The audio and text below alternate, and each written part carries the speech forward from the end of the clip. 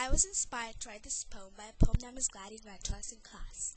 It was called Where Poetry Hides. I really liked the idea, so I wrote a poem like that on my own. The first time I wrote it, it was very long and very boring. And the words were very boring and very usual. So I wrote it a second time. In my second draft, it was a bit shorter, but still the words were everyday words, and it was not exciting. It was not interesting. And the third time I wrote it, I made it about the same length as the second one, but I added some music, so I added some rhythm, and I used some alliteration, and I made it, and I used words that were more unusual, more exciting. So this is my poem. Where Poetry Hides.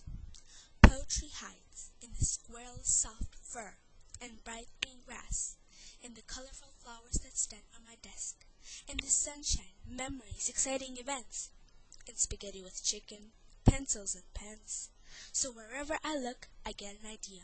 Good one or bad one, I don't care. Most important is that poetry is there. This poem is called Rain, and I got the idea from a personal narrative. One weekend, it was a little bit raining, and my family and I went for a walk. But then the rain stopped while we were on the walk. And I really wanted to describe this walk. In this poem, I use repetition. In the first stanza, second stanza, and in the last stanza, third stanza, I repeated the phrase drip, drip, dropping. So this is my poem. Rain. On the weekend, it was raining. The sun decided to hide. The trees were wet, the grass was wet, the cars were wet, and the streets were wet. But still we took our umbrellas, big and small, and went outside. It was still pouring. No birds were singing. No people were walking. Only the rain, drip, drip, dropping. And then I saw a puddle in the middle of the street. I could have walked around or jumped over it, but I just stepped, and there were waves, just like in an ocean. And then the rain stops. I suddenly started. It's quiet. But the birds start singing, the people start walking, the wind is blowing, there is no drip, drip, dropping.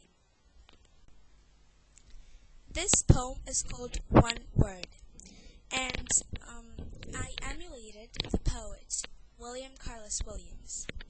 And from his poem, The Red Wheelbarrow, I took the line, so much depends upon.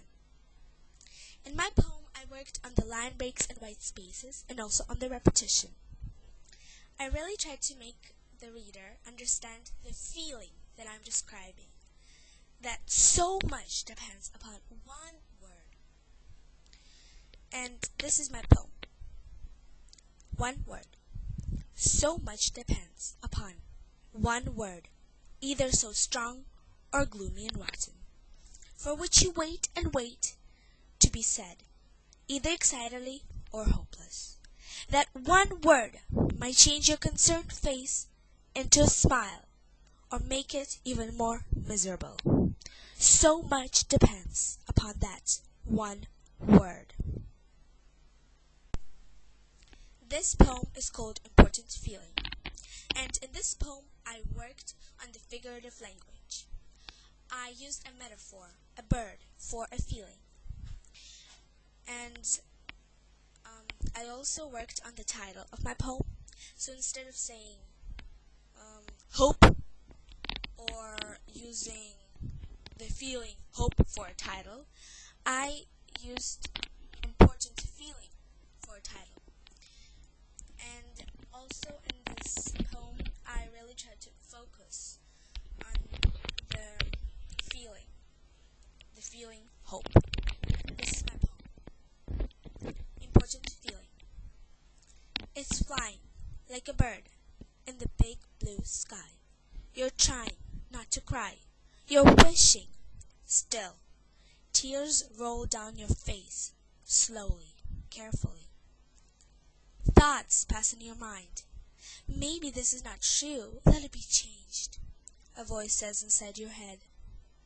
The bird is flying high, not afraid of the wind, clouds, rain, thunder, lightning. You also don't give up. You continue wishing. The bird flying, flapping its wings. You're biting your lip. It is always there with you. Forever. Hope. And then the good news comes. This poem is called Nature Music, and I got my idea from a personal narrative. One time I was doing my homework, and my window was open. I heard different sounds, different noises. So I stopped doing my homework for a minute and listened. There were the birds, the wind, the leaves, the cars, the squirrels right in front of my window, jumping on trees. And I got an idea to write a poem. For my title, I first looked at a poem, Street Noise by Arnold Adolph. I really liked the idea, the title, Street Noise. And first I wanted to do nature noise, but then I thought of making it different, and I changed my title to Nature Music. Also in this poem, I repeated the phrase, the nature music, so quiet but alive. And this is my poem, Nature Music. As I do my homework, I listen to the nature music, so quiet but alive. The birds sing, make different sounds, high, low, squeaky, calm. Leaves smooth after wind blows. Squirrel hops from branch to branch. Another one follows it as if playing tag. The nature makes music, so quiet but alive music. This poem is called Dancing Trees, and I got the idea from a personal narrative. One time it was raining and the wind was blowing, and then I looked at the trees and they were moving in circles, swaying from left to right. So in this poem, I worked also on the title. Instead of saying just the moving trees or trees, I said the dancing trees, which I think sounds more exciting and more interesting. And in this poem, I also worked on repetition. In the first stanza, second stanza, and the third stanza, I repeated the phrase left to right. And this is my poem, Dancing Trees. I look through my window and I see the rain. I look at the sky and it's gray and all lame.